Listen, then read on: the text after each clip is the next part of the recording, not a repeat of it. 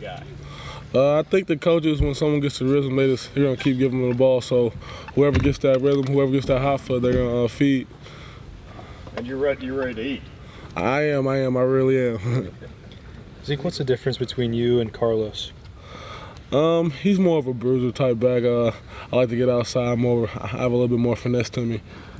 You had, I think, 112 yards after contact. How much do you pride yourself on a stat like that? That's definitely one of our core values in the running back room. That's just getting those yards after contact, fighting with those extra efforts. And both coaches, Coach Warner and Herman, said you really did a nice job getting your shoulder square, turning upfield. That's something you really worked on?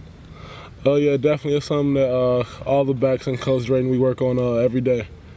If you're a little more finesse than Carlos and you like to get outside, I mean, do you embrace the yards after contact stat, or are you trying to avoid those getting touched at all? I mean, just being a running back, you gotta be tough. You have to have some bruise too. I mean, you can't just be all outside. You gotta have a downhill aspect to you. So I mean, it just depends what plays the offensive coordinator calls, and you just gotta go with it.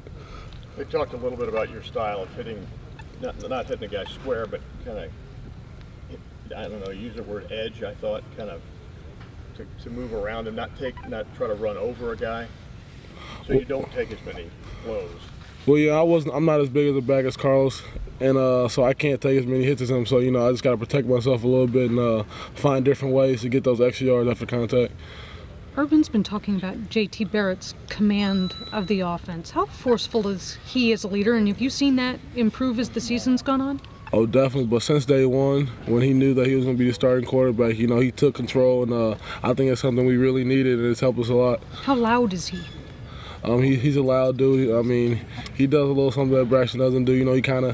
He speaks out a little bit more, and I mean, he's a little bit different in that aspect. In the heat of the game, does he ever yell at anyone?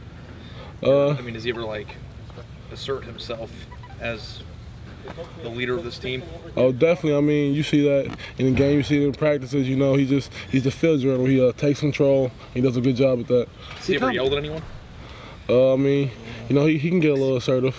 See, how important is it to have an identity on offense? It seemed like the first few games you guys sort of went through, you didn't really have much of an identity, and then last week 28 carries and you're pretty physical. You guys seem to start establishing an identity on offense last week.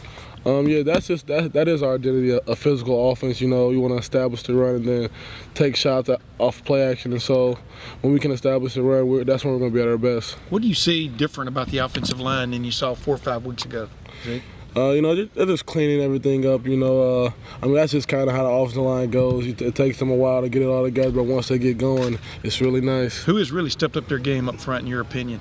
I think they are doing really well, but I think a couple of guys that just have came to mind. I think actually the whole line, they're all just getting a lot better every week. But who are those couple guys you were just talking about, just thinking about? I mean, I was thinking about it, and I just all 5 Didn't want to single anybody out. Right. Yeah.